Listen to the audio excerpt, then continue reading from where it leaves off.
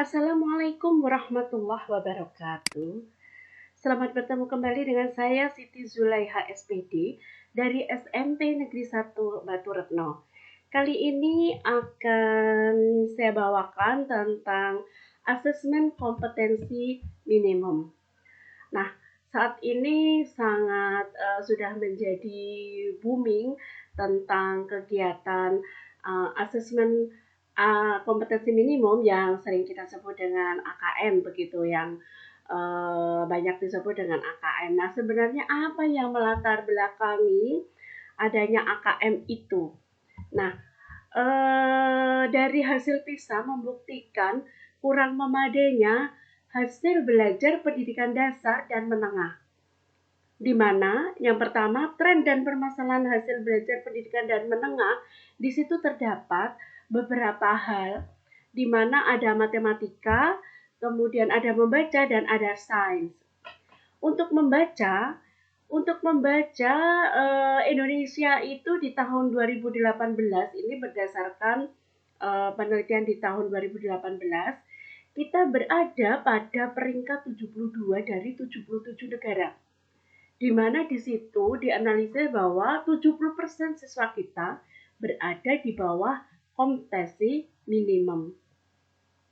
Kemudian di bidang matematika, di tahun yang sama kita juga sama merupakan menempati peringkat 72 dari 78, tetapi di situ terdapat 71% siswa berada di bawah kompetensi minimum. Dan di bidang sains di tahun yang sama kita mendapatkan peringkat 70 dari 78, dan di situ didapat bahwa 60% siswa berada di bawah kompetensi minimum. Dan kemudian beberapa hal yang didapati bahwasanya 41% siswa Indonesia dilaporkan mengalami perundungan beberapa kali dalam sebulan. Jadi siswa yang sering mengalami perundungan memiliki skor 21 poin lebih rendah dalam membaca. Jadi merasa sedih, ketakutan, dan kurang puas dengan hidupnya. Mereka juga memiliki kecenderungan membolos sekolah. Jadi Indonesia itu 40% siswa dilaporkan mengalami perundungan. Ini jadi PR kita semua. Dan kemudian dalam pola pikir untuk berkembang, hanya 29% siswa Indonesia setuju bahwa kepandaian adalah sesuatu yang bisa berubah banyak. Jadi ini versus 63% rata-rata OECD. Jadi konsisten sebagai salah satu negara dengan peringkat hasil PISA terendah, kemudian skor PISA yang stagnan dalam 10-15 tahun terakhir. Namun demikian, selisih skor dengan rata-rata skor OECD sudah sedikit meningkat, begitu Bapak Ibu. Jadi, siswa dengan pola pikir berkembang memiliki skor 32 poin lebih tinggi dalam membaca, mengekspresikan ketakutan terhadap kegagalan yang lebih rendah, lebih termotivasi dan ambisius, menjadikan pendidikan sebagai hal penting. Kemudian yang kedua, latar belakang yang kedua, kemampuan guru-guru di Indonesia masih belum sebaik standar yang diharapkan. Jadi masih adanya kesenjangan dalam keefektifan mengajar dan cara mengajar. Seperti didapati bahwasanya skor kompetensi guru atau UKG, jadi untuk tingkat SD rata-rata skor kompetensi guru untuk SD itu 54,8%. Kemudian SMP 58,6% dan SMA 62,3%, sedangkan SMK 58,4%. Jadi seperti itu. Kemudian dalam hal rata-rata kata yang diucapkan dalam mata pelajaran berdurasi 50 menit. Jadi hanya 3% dari semua kalimat yang diucapkan oleh guru yang lebih dari 23 kata, jauh lebih rendah dari negara lain sebesar 25-41%. Kemudian ada lagi hal yang menjadi latar belakang, yaitu pertanyaan guru cenderung dangkal karena 90% jawaban siswa hanya satu kata dan jarang melibatkan kemampuan analisis tinggi atau higher order thinking. Jadi begitu sebagai latar belakang. Nah, maka ada beberapa kecakapan hidup abad 21 sebagai tantangan kita atau sebagai tuntutan. Kecakapan hidup abad 21 itu ada ada 3 hal. Yang pertama adalah kecakapan belajar dan berinovasi. Yang kedua, kecakapan menggunakan teknologi informasi. Dan yang ketiga, kecakapan hidup untuk bekerja dan berkontribusi pada masyarakat. Itu tantangan kecakapan hidup pada abad 21. Nah, yang menjadi pemikiran kita, bagaimana cara kita mengukur hal tersebut, itu akan menjadi sesuatu yang kita pikirkan. 3 hal kompetensi abad 21 yang harus dikuasai, bagaimana cara mengukurnya? Nah, asesmen nasional diberlakukan sebagai alat ukur untuk mengetahui ketercapaian kompetensi yang harus dikuasai siswa. Selain tuntutan kecakapan abad 21, profil pelajar Pancasila juga menjadi rujukan pencapaian karakter bagi seluruh siswa di Indonesia. Sementara itu untuk profil pelajar Pancasila ada beberapa karakter yang harus dipunyai oleh pelajar Pancasila. Yang pertama adalah beriman, bertakwa kepada Tuhan Yang Maha Esa, dan berakhlak mulia. Kemudian mandiri, kemudian bernalar kritis, berkebinaan global, bergotong royong, dan kreatif. Asesmen nasional tahun 2020 adalah pemetaan mutu pendidikan pada seluruh sekolah, madrasah, dan program kesetaraan jenjang dasar dan menengah. Nah, di dalam asesmen nasional itu nanti sebagai karena merupakan pemetaan mutu pendidikan, mutu itu diukur dengan menggunakan instrumen. Instrumen yang pertama, asesmen kompetensi minimum.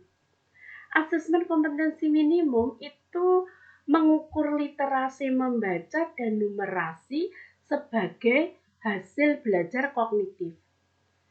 Kemudian survei karakter, di mana survei karakter itu mengukur sikap, kebiasaan, nilai-nilai atau values sebagai hasil belajar non-kognitif. Kemudian instrumen yang ketiga adalah survei lingkungan belajar, di mana survei lingkungan belajar itu untuk mengukur kualitas pembelajaran dan iklim sekolah yang menunjang pembelajaran. Jadi ada 3 instrumen untuk mengukur mutu. 1, asesmen kompetensi minimum, 2, survei karakter, dan 3, survei lingkungan belajar. Nah, selanjutnya, apa manfaat asesmen nasional? Asesmen nasional bermanfaat untuk memotret kualitas pembelajaran di sekolah atau daerah. Selain itu, asesmen nasional merupakan umpan balik peningkatan kualitas pembelajaran sekolah atau daerah dan juga merupakan dasar untuk penyusunan program peningkatan kualitas pembelajaran sekolah atau daerah. Nah, kemudian sering kita melihat di media massa atau kita mendengarkan dari baik itu media massa yang berupa media cetak, itu kita membaca bahwasanya ada yang mengatakan bahwasanya asesmen nasional itu adalah pengganti ujian nasional. Nah, mari kita bandingkan antara asesmen nasional dengan ujian nasional. Nah, sebagai kriteria pembanding, kalau kita melihat kriteria sebagai tujuan pelaksanaan, asesmen nasional untuk mengevaluasi mutu terkait sistem pendidikan. Sedangkan ujian nasional untuk mengevaluasi capaian hasil belajar murid secara individu. Itu untuk tujuan pelaksanaan. Kemudian jika kita melihat untuk jenjang penilaian, asesmen nasional itu pada SD atau MI, kemudian SMP atau MTS, SMA atau MA, SMK, program kesetaraan jenjang dasar dan menengah. Jika ujian nasional itu jenjang penilaiannya pada SMP MTS, SMA MA, dan SMK. Kemudian untuk level siswa. Jika kita membandingkan pada level siswa, pada asesmen nasional itu untuk kelas 5, kelas 8, dan kelas 11. Sedangkan ujian nasional terdapat pada tingkat akhir pada tiap jenjang. Itu. Nah, kemudian sebagai subjek siswa, kalau kita melihat subjek siswa, asesmen nasional itu merupakan survei. Jadi siswa itu dipilih secara acak untuk mengikuti AN. Sedangkan ujian nasional itu merupakan sensus. Ibaratkan sebuah sensus. Jadi semua siswa mengikuti ujian nasional. Jadi ini sangat terlihat sekali perbedaannya. Jadi apabila kita melihat dari kriteria-kriteria itu, kita memahami tentang asesmen nasional dan ujian nasional, ternyata perbedaannya sangat mencolok gitu. Baik, saya lanjutkan untuk model soalnya. Untuk model soal pada asesmen nasional itu terdiri dari pilihan ganda, kemudian ada menjodohkan, isian singkat, dan uraian. Sedangkan pada ujian nasional itu model soalnya pilihan ganda dan isian singkat untuk matematika SMA atau SMK. Sedangkan sasaran penilaian pada asesmen nasional kompetensi literasi, numerasi, dan karakter, serta kualitas dan iklim satuan pendidikan yang mendukung pembelajaran. Sedangkan pada ujian nasional merupakan penguasaan terhadap mata pelajaran.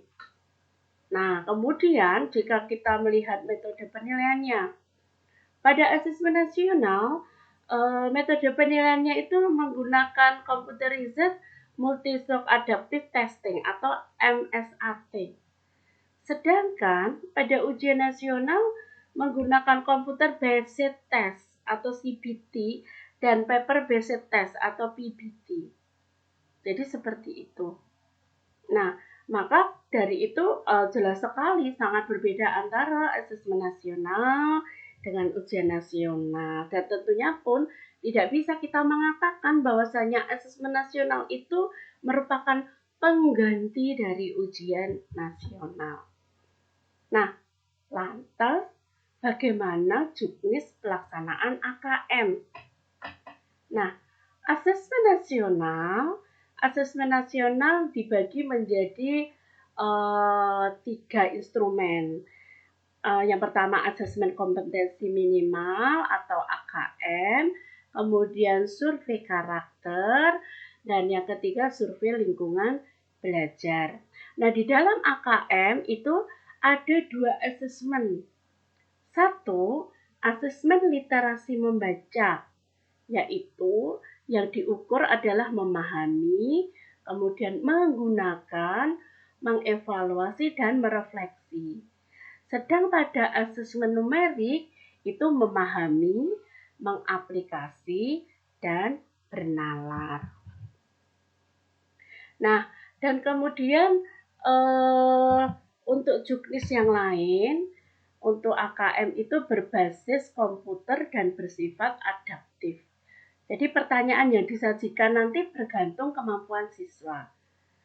Dan untuk peserta AKM, kemudian untuk juknis untuk peserta AKM, seluruh satuan pendidik tidak semua murid, dan pemilihan sampel secara acak. Kemudian untuk jadwal pelaksanaan.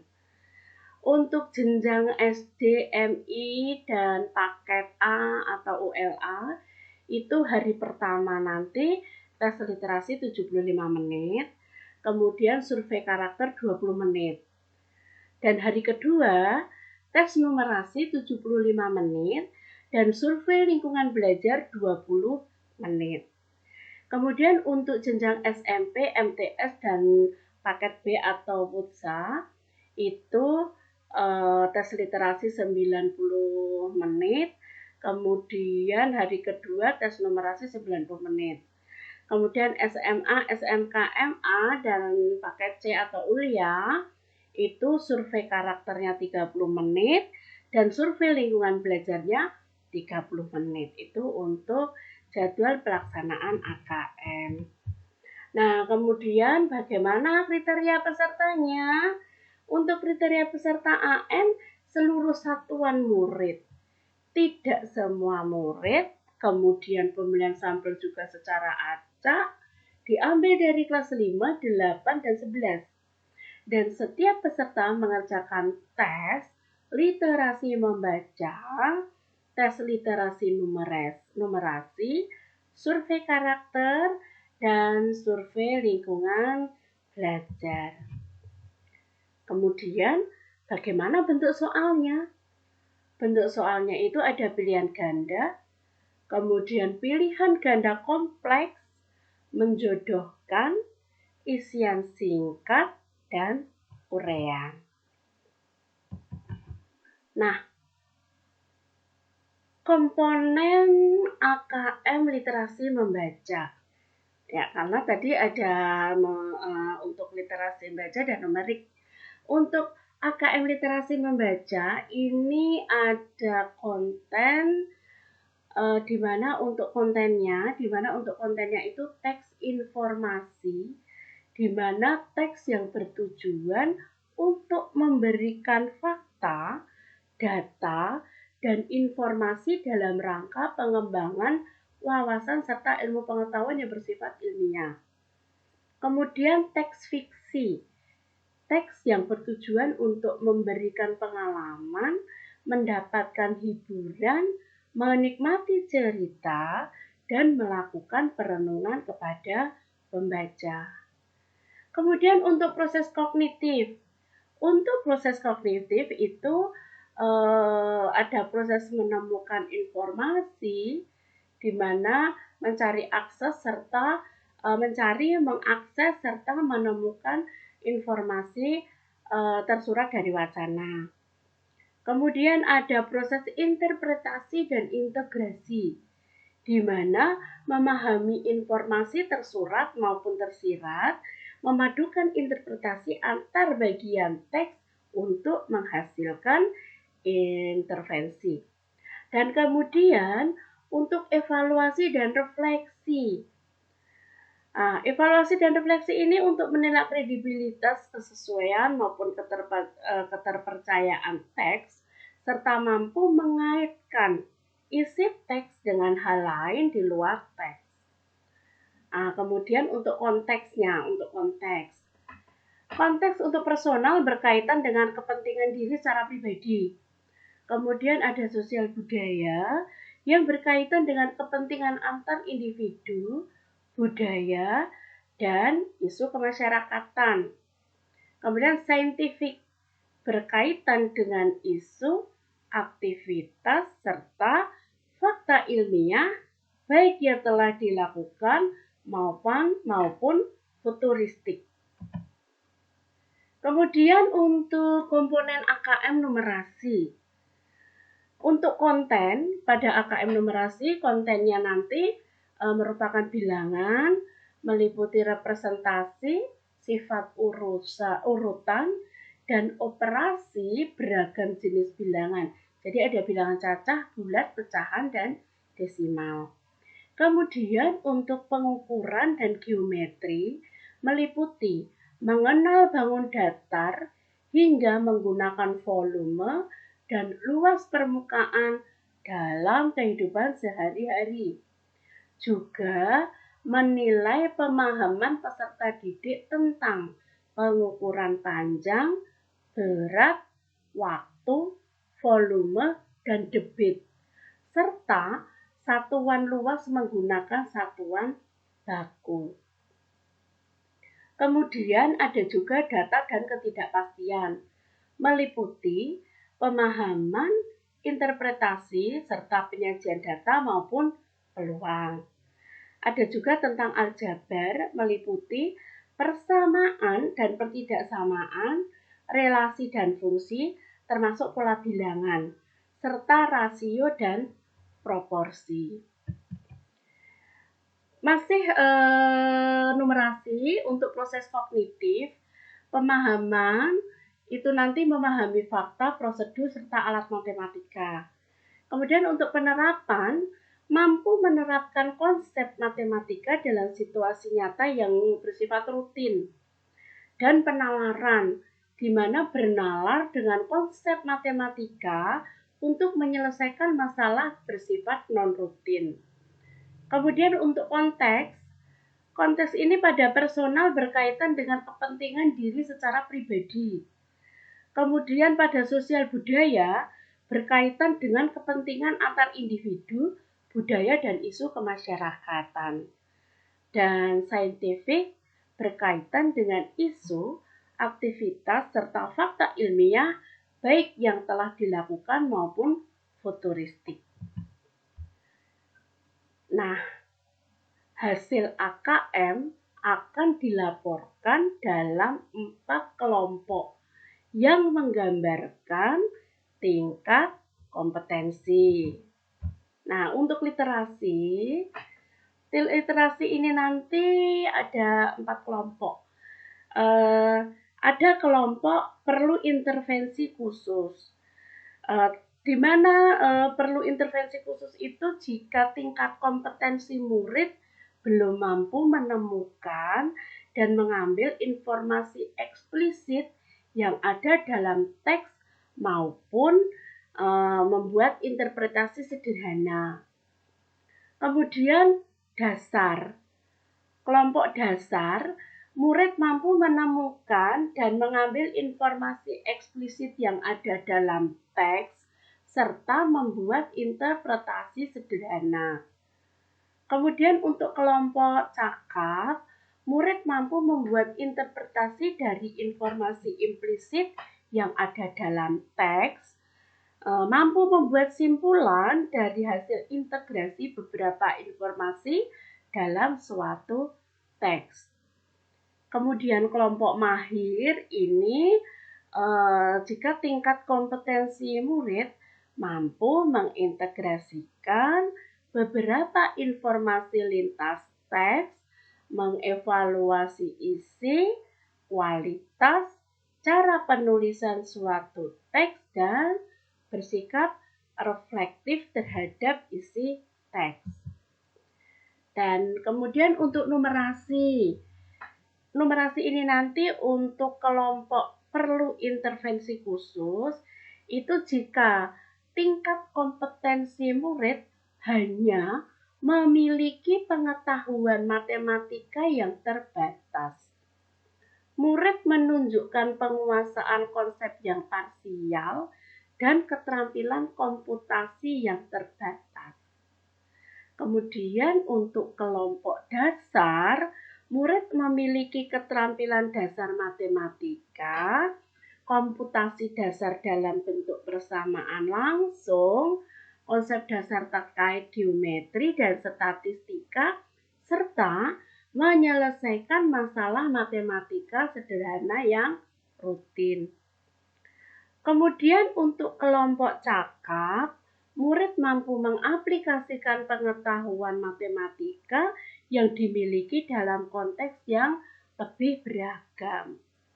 Sedangkan mahir, murid mampu bernalar untuk menyelesaikan masalah kompleks serta non-rutin berdasarkan konsep matematika yang dimiliki.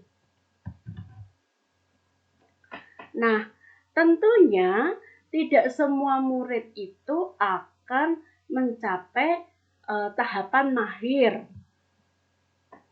Nah, kemudian nanti bisa kita akan ketika bagaimana pencapaian siswa nanti, apakah dia nanti masuk kelompok yang perlu intervensi khusus atau dasar atau cakap atau mahir. Nah, maka kita perlu tahu akan kita berikan pembelajaran yang sesuai. Pembelajaran berbasis kompetensi atau pembelajaran berbasis konten. Nah, apa yang membedakan ini? Mari kita bandingkan. Apa yang terdapat pembelajaran berbasis kompetensi dengan pembelajaran berbasis konten.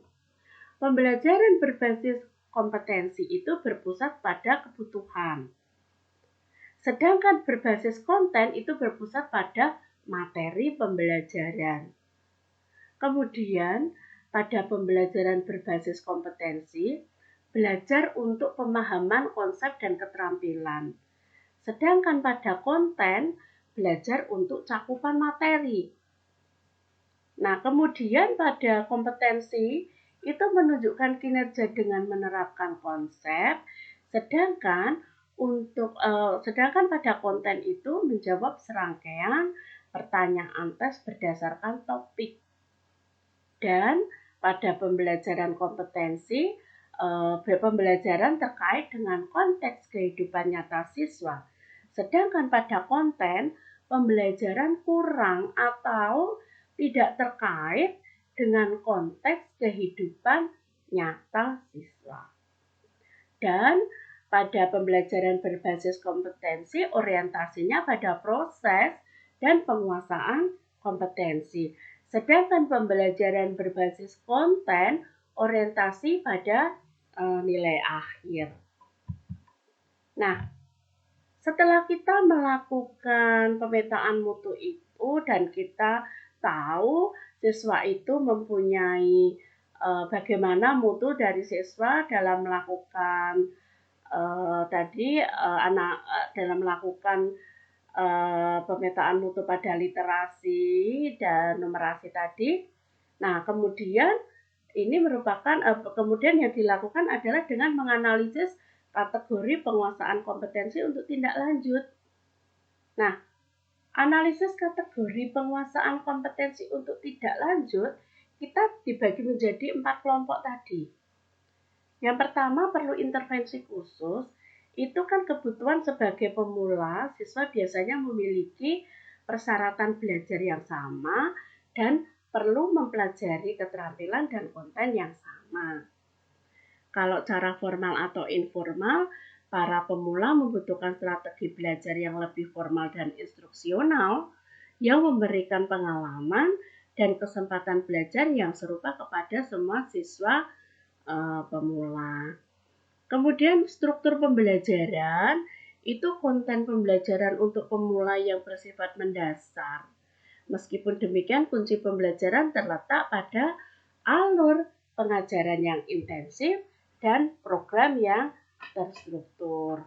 Sedangkan untuk pendekatannya itu adalah bisa dengan training atau pelatihan yang intensif. Kemudian bagi yang kelompok dasar, itu untuk kebutuhan siswa sudah mulai kompeten dengan dan berusaha mengasah keterampilan mereka saat mereka merasa nyaman. Kemudian struktur pembelajaran untuk siswa tingkat kompetensi dasar masih didorong oleh program terstruktur, namun perlu pula mulai memperkenalkan lebih banyak variasi ke dalam desain pembelajaran untuk memenuhi kebutuhan individu yang muncul. Cara formal atau informal mengandalkan program pelatihan yang lebih maju dan mencakup lebih banyak latihan simulasi dan pemecahan masalah. Sedangkan untuk pendekatan yang dilakukan melalui coaching, kemudian simulasi dan pemecahan masalah sangat penting untuk meningkatkan kinerja dan tingkat kenyamanan siswa pada tingkat kompetensi dasar. Untuk kelompok cakap, kebutuhan siswa dengan tingkat kompetensi cakap memiliki kebutuhan belajar dan persyaratan kinerja yang semakin unik. Jadi unik, yang seringkali tidak dipenuhi oleh program pembelajaran seperti pada tingkat sebelumnya. Kemudian struktur pembelajaran, konten pembelajaran untuk siswa dengan tingkat kompetensi cakap menjadi lebih personal dan kurang terstruktur. Desain pembelajaran mulai bergeser pada demonstrasi kinerja. Kemudian cara formal atau informal, pada tingkat kompetensi cakap, siswa diperkenalkan lebih banyak pada strategi pembelajaran informal. Dalam hal ini, konteks lingkungan belajar bertransisi dari ruang kelas ke konteks yang lebih nyata. Dan pendekatan mengelola pengetahuan yang sudah didapatkan serta memberi dukungan kinerja pada siswa dengan tingkat kompetensi cakap yang diperlukan. Pembelajaran sosial muncul sebagai kesempatan belajar dan kinerja di dalam konteks di luar rumah. Kemudian untuk analisis pada kelompok mahir.